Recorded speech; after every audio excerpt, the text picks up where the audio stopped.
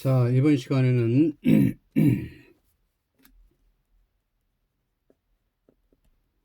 implicit하고 그 다음에 explicit를 공부하겠습니다. 자, 요 in은 임은 in이란 뜻이고 x는 out이란 뜻이죠.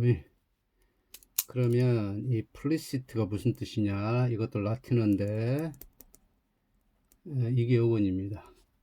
이게 접다란 얘기예요. fold, 접다.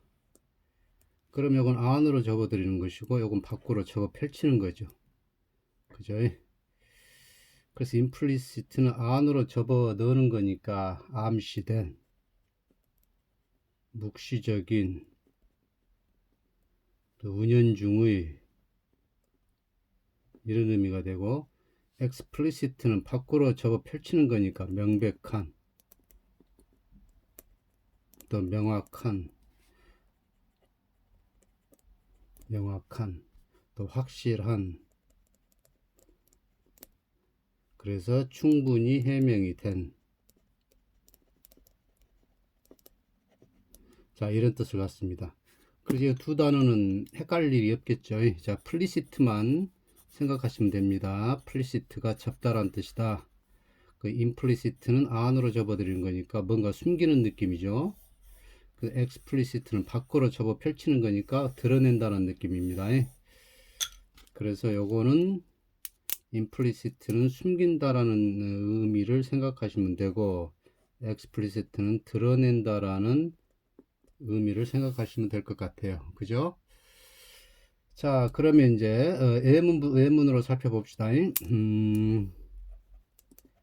explicit, 이제 물론 형용사겠죠. 1번 저 위에서 말한 대로 명백한, 그 다음에 명확한이나 명백한이나 뭐 어차피 같은 뜻이겠고, 그 다음에 확실한, 그냥 안 쓸게요. 충분히 해명이 된. He was explicit about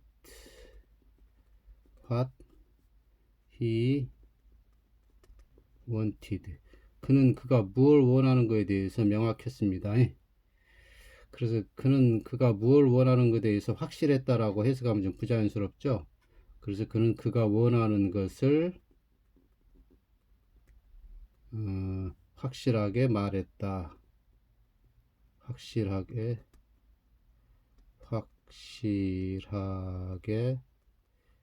말했다. 확실하게 언급했다. 이렇게 되겠습니다. 그 다음에 뭐 unexplicit statement 하면 명확한 진술이 되겠죠. 명확한 진술. 그 다음에 이제 밖으로 드러내는 거니까, 그죠? 숨김없는. 그래서 솔직한, 이런 뜻 같네요. 그래서 explicit criticism 하면 숨김없는 비평이니까 거리낌 없는 비평, 이 정도로.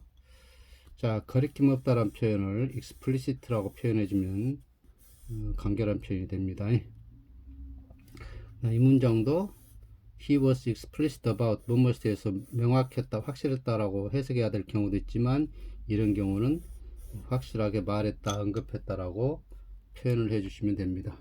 해석을 해주시면 됩니다. 그 다음에 3번에 가서는 숨김없는 솔직하니까 이제 좀 부정적인 의미로 노골적인, 그 다음에 있는 그대로의, 그래서 sexually 성적으로 explicit pictures, 그러니까 성적으로 노골적인 그림이죠. 그래서 노골적인 성묘사 그림 또는 사진, 이렇게 해석하시면 되겠죠. 노골적인 성묘사 그림이나 사진. 그래서 explicit는 이 정도로 마무리 짓고요. 그런데 반대말 implicit. 자, 이것도 형용사겠죠, 당연히. 이것은 이제 implicit는 숨긴다라는 의미를 지니죠. 숨긴다. 안으로 접어내는 거니까. 그래서 암시적인 또는 암시된, 묵시적인, 그 다음에 은연중의, 대충 이런 뜻을 갖습니다. 자, there was an implicit agreement between the two parties. 이때 party는 당사자라는 얘기입니다. 당사자. 그 두 당사들 사이에 묵시적인 또는 암묵적인 동의가 있었다. 암묵적인 동의가 있었다. 그 두 당사자 간에는 암묵적인 동의가 있었다. 자, 그 다음 표현은 이제 give란 동사를 써서 give implicit consent on to 누구누구의 his, her offer 이렇게 해볼게요. 그러면 그녀의 제안에 또는 그녀의 요구에 암묵적인 동의를 했다. 묵시적인 동의를 하다. 그래서 이것은 이렇게 해서 무엇에 묵시적인 동의를 하다 이렇게 풀어주면 되겠습니다. 그 다음에 이제 동의를 컨센트의 경우에는 give란 동사가 가죠. 동의를 하다, give consent 이렇게 되고, make an implicit demand for money 이렇게 되면 돈에 대한 암묵적인 요구를 하다, 직역을 하니까 그러죠. 그래서 암암리에 돈을 요구하다. 그래서 demand란 동사는 make demand로 이렇게 됩니다. give consent, make demand. 그래서 이 두 표현을 외워두세요. 이것은 가끔 탭스나 토익에 나옵니다. 물론 수능에도 나오는데 수능보다는 탭스나 토익에 나오는 경우들이 더 잦을 거예요. 이 두 경우는. 그 다음에 이제 또 무슨 message implicit in his remarks. 자, 그의 말에 숨겨진 하면 됩니다. 숨겨진. 물론 hidden 해도 되는데 여기다 hidden을 쓰면 그의 말에 숨겨진 메시지고 드러내지 않는 거예요. 그 다음 implicit는 은연중에 드러나게 만드는 메시지, 그런 차이가 있습니다. 똑같이 숨겨진이라고 해서 그러지만 그 뉘앙스는 달라요. 그래서 숨겨진 메시지 하면 됩니다. 그의 말에 숨겨진 메시지. 그 다음에 이제 어디에 숨기다라는 의미를 지니까 implicit가 잠재하는, 어디에 대해 잠재하는 또는 내재하는 이런 뜻이 있겠죠. 자, risk 위험이 is implicit 잠재해 있다. 위험이 잠재해 있다. 어디에? in 좀 그렇긴 한데 예문이 mountain climbing 등산에는 위험이 잠재해 있다, 내재해 있다. 우리가 취미로 등산 가는 건 마운틴 클라이밍이 아니에요. 마운틴 클라이밍은 전문적인 등반가들이 하는 등산입니다. 우리가 가까운 뭐 별로 높지 않은 산 산행한다 그러죠. 등산을 하지 말고 산행이라 그러죠. 산행 트레킹 합니다. 트레킹. 우리가 하는 등산은 다 산행이에요. 등반가들이 막 히말라야 막 이런데 막 전문적으로 등산하는 사람이 하는 등산이 마운틴 클라이밍이고, 우리가 일반적으로 이런 산들 1박 2일이나 또는 당일치로 갔다 오는 것은 트레킹입니다. 산행. 그래서 그건 구분하시고, 그 다음에 또 deep insight. insight는 통찰력이죠. 그래서 깊은 통찰력.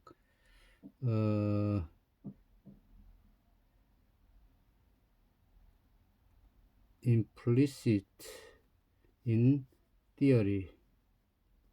이론에 내재되어 있는 깊은 통찰력. 자, 그 다음에 이제 implicit가 되면 이제 때에 따라서는 무조건적인 또는 절대적인 이라고 해석을 해줘야 될 때가 있는데, 왜 이렇게 해석이 돼야 되는가를 자 지금부터 보시죠. put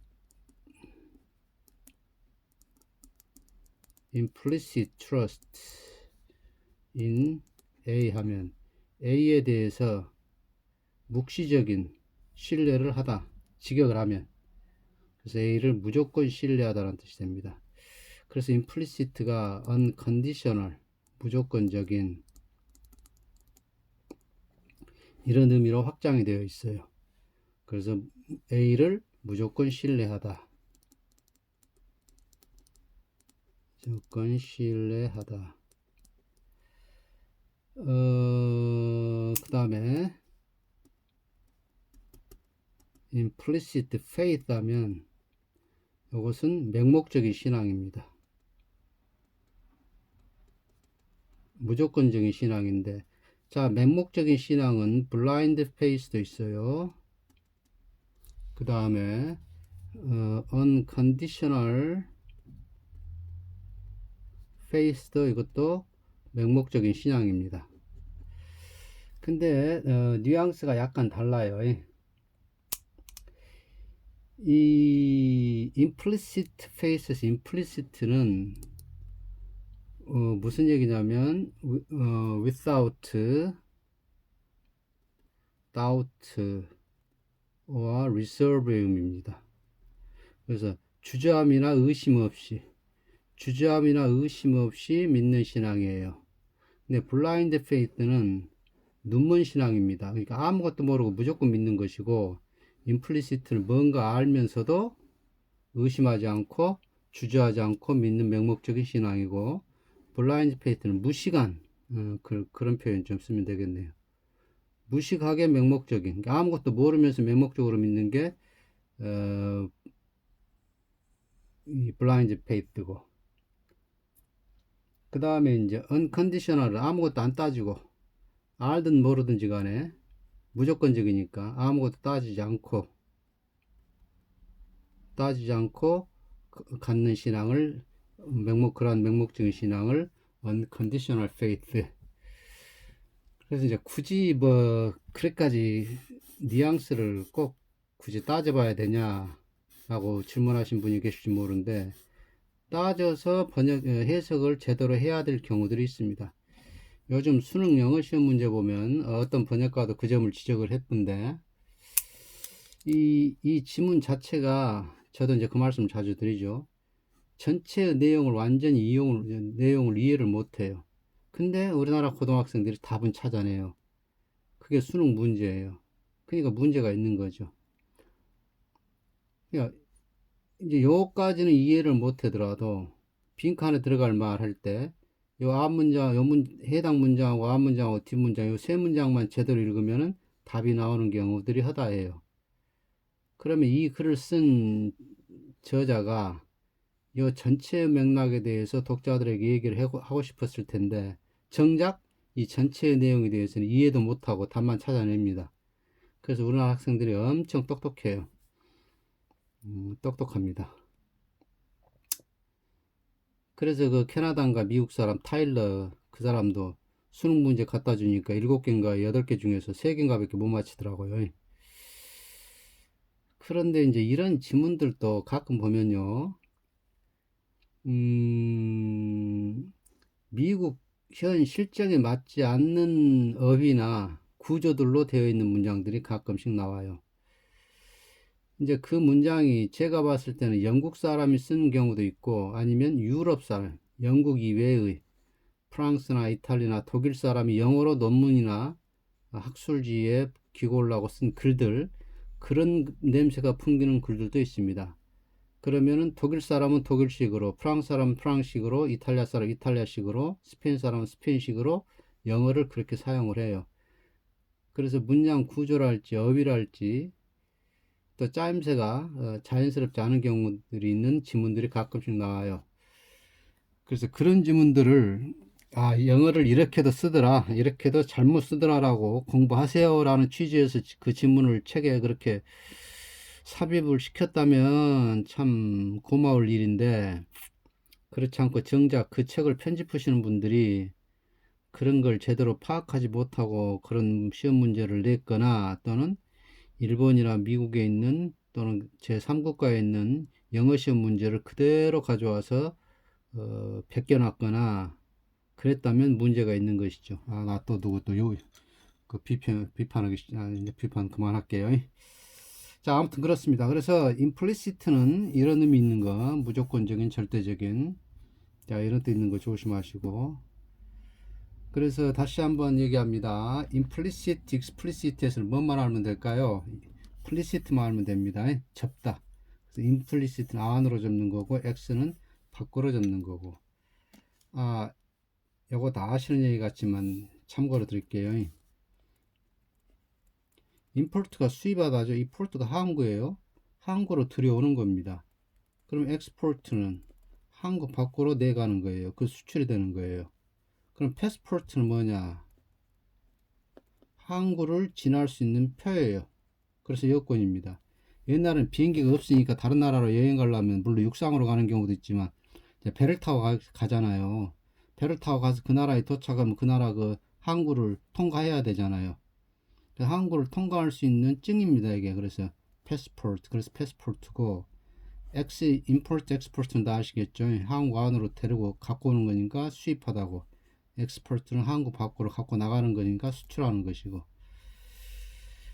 자, 그래서 항구 밖으로 안으로 들어오니까, 외국 물건이 들어오니까 얼마나 귀하겠어요. 그래서 중요한 뜻이 됩니다. important. 그렇게 생각하십시오. 자, 오늘 강의 여기서 마칩니다.